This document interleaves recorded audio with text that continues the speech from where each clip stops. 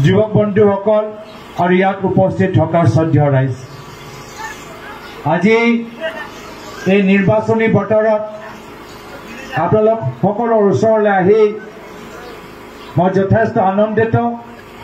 আৰু আপোনালোকে আমাক যিদৰে স্বাগতম জনালে, যিদৰে আদৰিছে, ইমান মৰম দিছে, সঁচাকৈ মই কৃতজ্ঞ আৰু নিজৰ আন্তৰিক শ্ৰদ্ধা সকলৰ প্ৰতি মই নিবেদন কৰিছোঁ। আজি এটা গুৰুত্বপূৰ্ণ সময়। এই নিৰ্বাচন যোগেদি আপোনালোকে নিজৰ মনৰ কথা ক'ব পাৰিব। আপোনালোকে নিজৰ সমষ্টিত কেনেদৰে উন্নয়ন হ'ব লাগে সেইখিনি কথা ক'ব পাৰে। আপোনালোকৰ কি কি অভাৱ, কি কি সমস্যা সেইখিনি ক'ব পাৰে। এয়া হৈছে সময়। নহ'লে নিৰ্বাচনৰ বাহিৰে আপোনালোকে ক'ত নিজৰ সমস্যা ক'ব পাৰে। নিৰ্বাচনৰ সময়ত বিধায়কসকল আহে, আপোনালোকৰ ওচৰলৈ আহে আৰু বিধায়কক বা বিৰোধী দলক আপোনালোকে নিজৰ ক্ষোভ প্ৰকাশ কৰিবলৈ এটা সুযোগ পায়। কিন্তু যদি আপোনালোকক বাধা দিয়া যায়, যদি আপোনালোকক সভা যাওঁতে বাধা দিয়া যায়, তেতিয়া আপোনালোকৰ নিজৰ কথা ক'ত ক'ব? আপোনালোকৰ নিজৰ সমস্যা ক'ত ক'ব? আপোনালোকৰ যে ইয়াত দলঙৰ অভাৱ আছে ক'ত ক'ব? আৰু এয়া হৈছে বিভিন্ন দলৰ ৰণকৌশল। তেওঁলোকে বিচাৰিছে যে মিচিং মানুহখিনি বহি থাকক, মিচিং মানুহখিনি বেছি ক'ব নালাগে, মিচিং মানুহখিনি নিজৰ অভাৱ, নিজৰ সমস্যাবোৰ ক'ব নালাগে, আমাৰ মিচিং মানুহবোৰ আৰু উন্নয়ন কেনেদৰে হ'ব লাগে সেইখিনি ক'ব নালাগে। এয়া হৈছে তেওঁলোকৰ দম দিয়া ৰাজনীতি। এয়া হৈছে তেওঁলোকৰ ৰাজত্ব। ৰজাৰ দৰে থাকিবলৈ বিচাৰে। যদি তেওঁলোকে ক'ব উঠা তো উঠিব লাগিব, যদি তেওঁলোকে কয় বহা তো বহিব লাগিব, আৰু যদি তেওঁলোকে কয় যে ঘৰৰ ভিতৰত বহি থাকিবি, কংগ্ৰেছৰ সভালৈ নাযাবি, তেতিয়া আমি ভয়তে ঘৰৰ ভিতৰত থাকিব লাগিব। এয়া হৈছে ইয়াৰ পৰিৱেশ। এয়া হৈছে যোৱা 25 বছৰ বিহালী সমষ্টি ৰাইজৰ বাস্তৱ কথা। ইমান দিনৰ পৰা নিজৰ কথা ক'বলৈ এটা সুবিধা পোৱা নাছিল। কিন্তু এতিয়া আপোনালোকে দেখিছে কেনেদৰে বিজেপি সাংসদসকল ঘূৰি ফুৰিছে। আপোনালোকে দেখিছে কেনেদৰে বিজেপি বিধায়কসকল ঘূৰি ফুৰিছে। আপোনালোকে দেখিছে কেনেদৰে বিজেপি দলৰ লগত থকা বিভিন্ন কাউন্সিলৰ চিফ এতিয়া ঘূৰি ফুৰিছে। ঘূৰা কাৰণ কি? ঘূৰা কাৰণ যে এইবাৰ বিহালীত পৰিৱৰ্তনৰ বতাহ চলি আছে। এইবাৰ বিহালীত ৰাইজে ভয় খাবলৈ বন্ধ কৰিছে। এইবাৰ বিহালীত ৰাইজে সিদ্ধান্ত লৈছে, বহুত হ'ল 25 বছৰ এজন ৰজা ৰাজত্ব।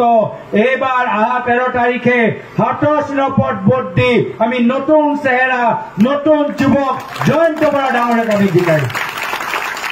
আৰু সেইকাৰণে তেওঁলোকে ভয়ত এতিয়া ঘূৰি ফুৰিছে। এতিয়া ভোটৰ ভিক্ষা বিচাৰিছে। যেতিয়া আপোনালোকে দলং বিচাৰিছিল তেতিয়া তেওঁলোকে ক'ত আছিল? যেতিয়া আপোনালোকে LP স্কুল বিচাৰিছিল তেতিয়া তেওঁলোকে ক'ত আছিল? যেতিয়া আপোনালোকে ডক্টৰ বিচাৰিছিল তেতিয়া তেওঁলোকে ক'ত আছিল? যেতিয়া আপোনালোকে বিজুলী বাতি বিচাৰিছিল সেই সময়ত তেওঁলোকে ক'ত আছিল? সেইকাৰণে এতিয়া তেওঁলোকৰ ভৰি তলত মাটি নাই। আৰু শ্ৰদ্ধেয় ৰাইজ, এইখিনি কথা মাত্ৰ বিহালীৰ ভিতৰত নহয়, এতিয়া সমগ্ৰ অসমৰ ভিতৰত চৰ্চা। অসম বিধানসভাৰ নিৰ্বাচন আজিৰ পৰা 15 মাহৰ পিছত, আৰু সমগ্ৰ অসমত চৰ্চা বহুত হ'ল কমল ফুল।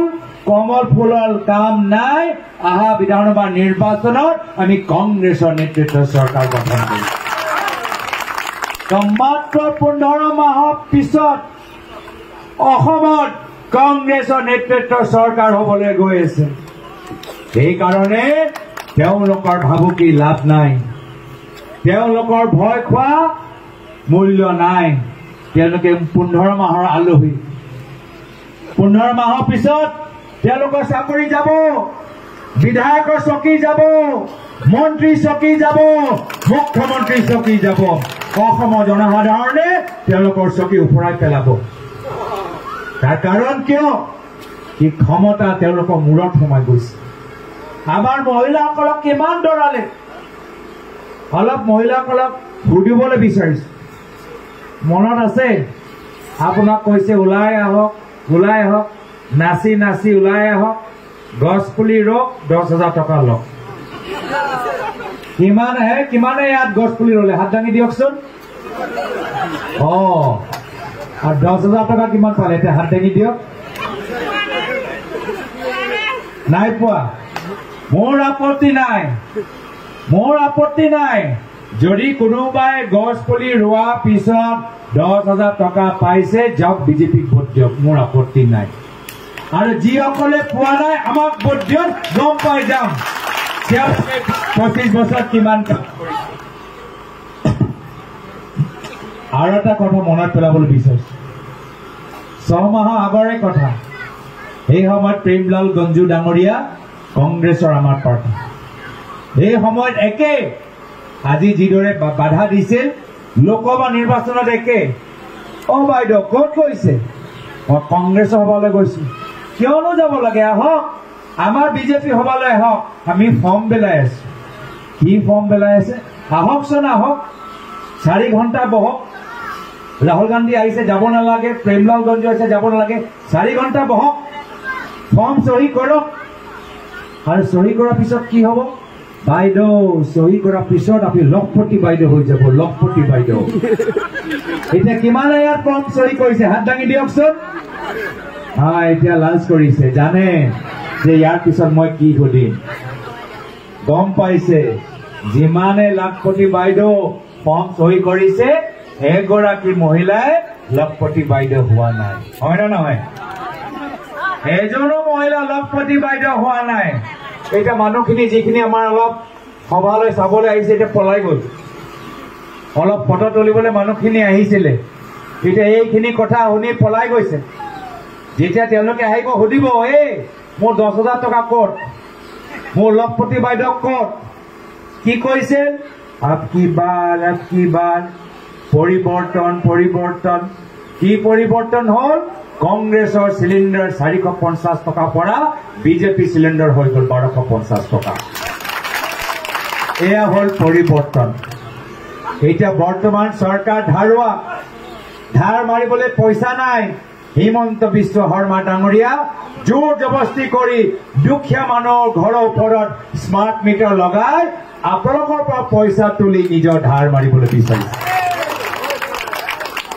এয়া হৈছে কমল ফুল এতিয়া লাহে লাহে আন্ধাৰ হ'ব ঠাণ্ডা বতৰ আহিব ঠাণ্ডা হ'ব মনত পেলাওক যেতিয়া কংগ্ৰেছৰ চৰকাৰ আছিল প্ৰায়তো তৰুণ গগৈদেৱৰ চৰকাৰ আছিল এই ঠাণ্ডা বতৰত বিনামূল্য কম্বল বিতৰণ কৰা গৈছিল মনত পেলাওক যেতিয়া আপোনালোকৰ হস্পিটেলত ছোৱালী জন্ম লৈছিল তৰুণ গগৈ চৰকাৰ দিনত 5,000 টকা পাইছিল মনত পেলাওক যেতিয়া আপোনালোকৰ গাঁৱৰ ল'ৰা ছোৱালী মেট্ৰিক পৰীক্ষাত 2nd ডিভিজন পাইছিল বিনামূল্য টেবলেট তেওঁলোকে পাইছিল 1st ডিভিজন পোৱা ল'ৰা ছোৱালীবোৰ বিনামূল্য লেপটপ পাইছিল আৰু আজি কি হৈছে আজি তেওঁলোকে গাঁৱৰ ভিতৰত সীমান্ত অঞ্চলত থকা LP স্কুল ME স্কুলবোৰ বন্ধ কৰিছে গাঁৱৰ ভিতৰত চৰকাৰী স্কুল বন্ধ কৰি তেওঁলোকে মদৰ দোকান খুলিবলৈ আৰম্ভ কৰিছে আমি কথা দিছো ৰাইজ 15 মাহৰ পিছত কংগ্ৰেছৰ চৰকাৰ হ'ব আমি গাঁৱৰ ভিতৰত মদৰ দোকান বন্ধ কৰিম আৰু চৰকাৰী স্কুল বিকশিত কৰিম আজি আমাৰ সীমান্ত অঞ্চলৰ যি গুৰুত্ব দিব লাগে গুৰুত্ব দিয়াই নাই আংগনবাড়ী কেন্দ্ৰ আশা কৰ্মীসকলক শিক্ষকসকলক যি সন্মান দিব লাগে সেই সন্মান দিয়া নাই উচ্চ শিক্ষা ক্ষেত্ৰত যিমান জোৰ দিব লাগে জোৰ দিয়া নাই আমাৰ যেতিয়া কংগ্ৰেছৰ চৰকাৰ আছিল আমি শিক্ষা আৰু চিকিৎসাৰ ওপৰত জোৰ দিছো আমি আশা কৰ্মী আংগনবাড়ী কৰ্মী শিক্ষকসকলক সন্মান দিছো যেতিয়া আমাৰ চৰকাৰ নাছিলে আজিৰ পৰা 25 বছৰ আগত 2001 চনত যেতিয়া আমাৰ চৰকাৰ নাছিল তাৰ আগত অগপৰ চৰকাৰ আছিল শিক্ষকসকলে দৰমহাই পোৱা নাছিল শিক্ষকসকলক আন্দোলন কৰিবলৈ হৈছিল কিন্তু যেতিয়া আমাৰ কংগ্ৰেছৰ চৰকাৰ আহিলে শিক্ষকসকলে সন্মান পালে শিক্ষকসকলে দৰমহা পাবলৈ আৰম্ভ হ'ল এতিয়া আকৌ একে পৰিস্থিতি বিজেপি অগপ শিক্ষকসকলক সন্মান দিয়া নাই শিক্ষা ক্ষেত্ৰত গুৰুত্ব দিয়াই নাই আৰু সেই কাৰণে তেওঁলোকৰ ওচৰত এটাহে বিকল্প ভয় দেখাবলৈ আহিছে আজি তেওঁলোকে কাম কৰা নাই কিন্তু বিজেপি দলৰ সাংসদসকল বিধায়কসকল আহি আমাৰ মহিলাসকলক দম দিবলৈ আহিছে খবৰদাৰ কংগ্ৰেছ সভালৈ গ'লে 2000 টকা অৰুণোদয় আঁচনি নাপাবা ইমান সাহস ক'ৰ পৰা পালে আমাৰ মহিলাসকলক দম দি এনেকে কথা ক'বলৈ ইমান অধিকাৰ বিজেপি দলক কোনে দিলে এই দম দিয়া ৰাজনীতি আৰু নচলিব ক্ষমতা তেওঁলোকৰ চকীত নাই ক্ষমতা আপোনালোকৰ আঙ্গুলিত আছে আহক আমি সকলোৱে 13 তাৰিখে হাতৰ চিলপত ভোট দি জয়ন্ত বৰা ডাঙৰীয়াক জিকাই তেওঁলোকৰ অহংকাৰ আমি ভাঙি দিওঁ আজি সত্য ৰায় জয়ন্ত বৰা ডাঙৰীয়া কোন এজন স্থানীয় মানুহ লোকৰ ল'ৰা সমাজ সেৱক কোভিডৰ সময়ত বহুত সহায় কৰিছিল জনপ্ৰিয় মানুহে তেওঁক চিনি পায় কিন্তু ইমান বছৰ তেওঁক স্বীকৃতি দিয়া নগ'ল ইমান বছৰ বেলেগে তেওঁক মাত্ৰ ব্যৱহাৰ কৰিলে পইচা খৰচ কৰালে এইবাৰ কংগ্ৰেছ দলে তেওঁক সন্মান দিছে এইবাৰ কংগ্ৰেছ দলে তেওঁক স্বীকৃতি দিছে যি অপমান বেলেগে কৰিছে তাৰ বিপৰীত কংগ্ৰেছ দলে সন্মান তেওঁক দিছে স্বীকৃতি দিছে আৰু সেইকাৰণে যদি জয়ন্ত বৰা ডাঙৰীয়াক বিধায়ক হিচাপে বিচাৰে হাতৰ চিলপত ভোট দিয়ক আৰু কমল ফুলৰ প্ৰাৰ্থী কোন কমল ফুলৰ প্ৰাৰ্থী যোৱা লোকসভা নিৰ্বাচনত নিজৰ ৱাৰ্ডৰ ভিতৰত হাৰিছে শ্ৰদ্ধা ৰাইজ ভাবি চাওক যিজন বিজেপি চৰকাৰ থাকিলেও নিজৰ ৱাৰ্ডৰ ভিতৰত জিকিব নোৱাৰিলে নিজৰ ৱাৰ্ডৰ মানুহ তেওঁক গ্ৰহণ নকৰিলে আজি তেওঁ আপোনালোকৰ বিধায়ক হ'বলৈ বিচাৰিছে আপোনালোকৰ কি কাম কৰিব ক'ত ফোন ধৰিব কি দলং বনাব কি মানুহ সহায় কৰিব যিজন নিজৰ ৱাৰ্ডৰ মানুহক সহায় কৰিব নোৱাৰিলে আপোনালোকক কি সহায় কৰিব আৰু সেইকাৰণে মই আশাবাদী যে আপোনালোকে আজি এই সভা পিছত মানুহে ঘৰে ঘৰে গৈ বুজাব যে আমাক স্থানীয় এজন সক্ৰিয় সমাজ সেৱক লাগে আৰু বহুত হ'ল 25 বছৰৰ ৰাজত্ব 25 বছৰ ৰাজত্ব আমি শেষ কৰি যি কাম যোৰহাটৰ মানুহ উজনি অসমৰ মানুহ যোৱা লোকসভা নিৰ্বাচনত কৰিলে একে কাম উত্তৰ অসমৰ মানুহ এইবাৰ বিহালী উপ নিৰ্বাচনত কৰিবলৈ গৈ আছে